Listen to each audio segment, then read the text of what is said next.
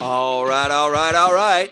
Hey ho, let's go. Hello, my legendary friends. Welcome to another episode of Legends and Losers Unlocked. These are short episodes where we try to unlock or unpack a topic or an idea or something going on. So today, the topic is Apple's intergalactic screw up in the home automation category. It really boggles the mind what's going on. And I actually think Apple missing the shipment of their HomePod product for their holiday 2017 is the biggest unreported story in business. Now, why do I say that? For years in the technology space, we've been wondering about the home automation market. When's it going to take off? We all anticipated Jetsons-like capabilities for our homes. We have it with our phones, obviously, and our cars are essentially rolling data centers and becoming more so all the time. Uh, um, and so we've been wondering when home automation is going to take off. And of course, for a mega category like that to take off, there's got to be a killer app. And so we want to look at what's going on in the smart speaker / home automation category from a category design perspective. All right, December 27th, Chris O'Brien on VentureBeat writes a story that says, quote, early indications of Amazon Echo and Google Home holiday sales highlight the cost of Apple's HomePod delay. Quote, Apple's failure to deliver its HomePod speaker in time for the holidays, as promised, looks like a huge missed opportunity. I think there's a chance that could go on to be the understatement of the decade. Because if you think about it, this could be the next giant mega category in consumer tech. And maybe in tech overall. So let's unpack what's going on. First of all, back in the early September, October timeframe, analysts were already saying that Amazon had 75-ish, 76% share in the category. So that puts them at category king status. If you read Play Bigger, or you heard me talk about it on the show, our data science research for the book says that the category king takes 2/3 of the economics in the category.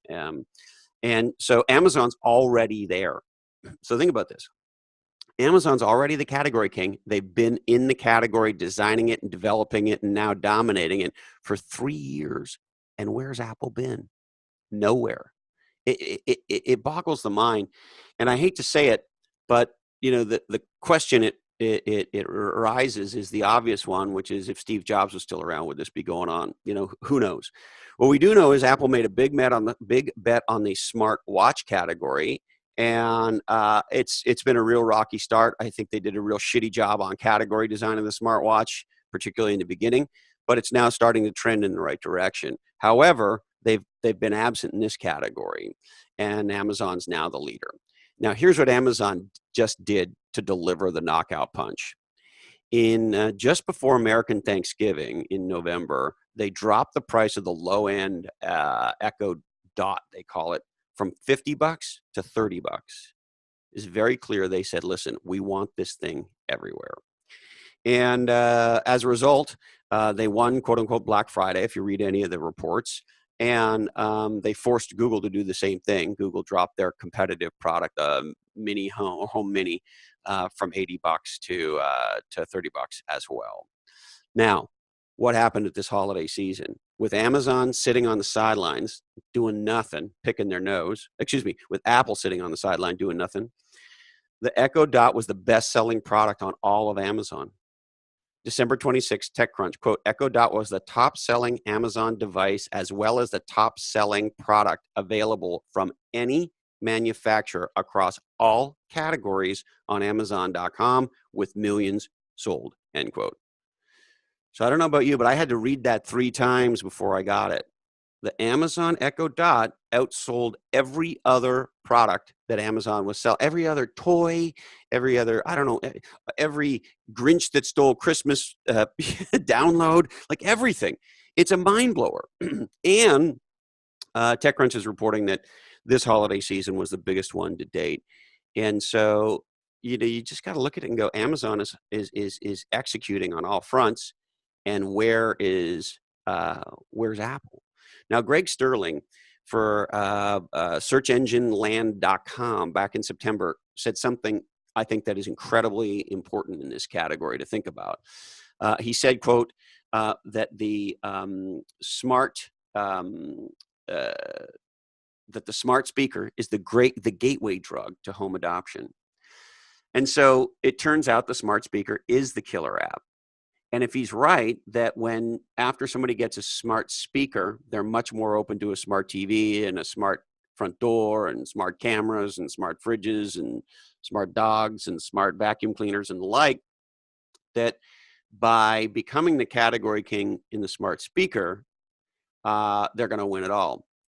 The other thing that's really interesting, my brother-in-law, Martin, said something fascinating recently. He and my sister have 12 or 13-year-old daughters, three of them, triplets actually. And he said that their girls are likely going to be the last generation to learn to type because voice is going to be the new interface. So when you start to think about all that stuff, the aha you come to is smart speaker is probably absolutely the gateway drug. And probably, if you think about it from a category design perspective, one of the things we know that category kings do as they design the category, they also design the ecosystem of the category. That is to say, how the kind of universe of players in this broader market are going to come together. And legendary category designers, what they do is they create an ecosystem where they're the sun and everyone else are planets and moons in their solar system, so to speak. And that's exactly what Amazon is doing. And my bet is they understood that this is the gateway drug and that the Echo is the product category that could catapult them to being the sun in this whole new solar system of a broader mega category of home automation. And the home automation category, yeah, over time, it could be as big as a smartphone category. Who knows? But it could be very, very big. So what are the big takeaways here? Number one, Apple missing holiday 27 was a giant fuck up, a very, very surprising one. Number two, with Amazon as the undisputed category king already, they are perfectly positioning themselves to expand the category potential from speakers to all sorts of other things and be the smart home automation category king that could turn out to be worth billions, and might I even say a trillion over time. This is a big, big category if it plays out well. And so with everybody speculating that Apple's going to be the first $1 trillion market cap company, there's a chance Amazon beats them. This could be a gigantic, gigantic strategic win for Amazon, and maybe one of the two or three, or maybe the number one biggest fuck up in Apple's career. So if you think about all this from a category design perspective, if you were Apple or you were Google, what might you do? Well, I would suggest you've got to do something incredibly unpredictable. And I look to history as a teacher. So back in 1990, Microsoft was getting crushed in the application space as the personal computer was really accelerating into the world. And there were four application categories: word processing, spreadsheets, PC databases, and presentation software.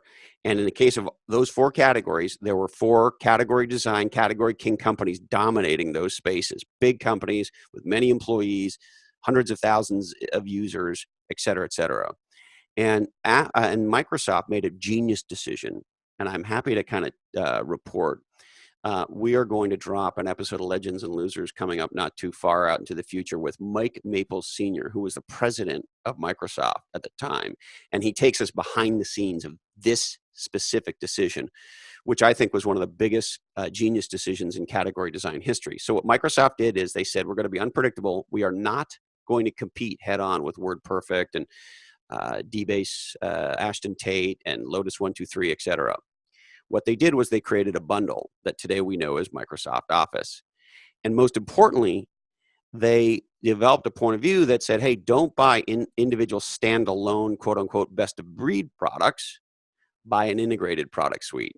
Because when integration is more important because you want all these things to work together seamlessly. And the world agreed with Microsoft.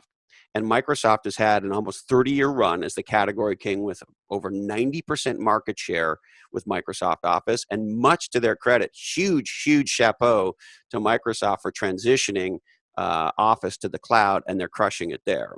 So If you were Apple and you were Google and you were smart, what would you do? You wouldn't compete from a feature or a price point of view with Alexa. Instead, you would try to figure out a bundle with, I don't know, I'm making this up, bundle iPhone, cloud services, laptops, uh, all kinds of things, storage. I don't know, you could figure out what would be the right version of those four killer apps.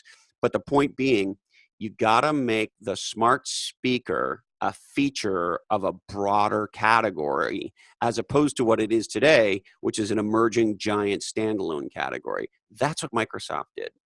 That's exactly, if you listen to the Bruce Cleveland episode, that's exactly what Siebel Systems did when they started off as the leader in Salesforce automation and then expanded into customer support and so forth, and ultimately CRM, and they crushed me and a whole bunch of other people along the way.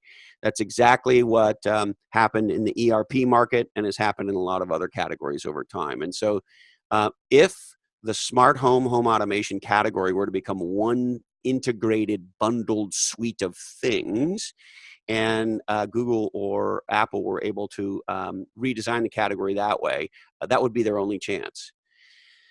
And even then, I think it would be very, very hard given the momentum that Amazon has. But they do have a strategic disadvantage in not having some of those other products that I mentioned. So no matter what, this category, I believe, is the most important new consumer category to be watching, and watch it really closely to find out, does Apple fail and compete with product and features, or do Apple and or Google unseat Amazon by redesigning the category, or does Amazon just smash them back and become the most important tech company in the world? And here's my prediction: if Amazon continues to execute and Apple and Google can't catch them, Amazon may very well beat Apple to being the first $1 trillion market cap company.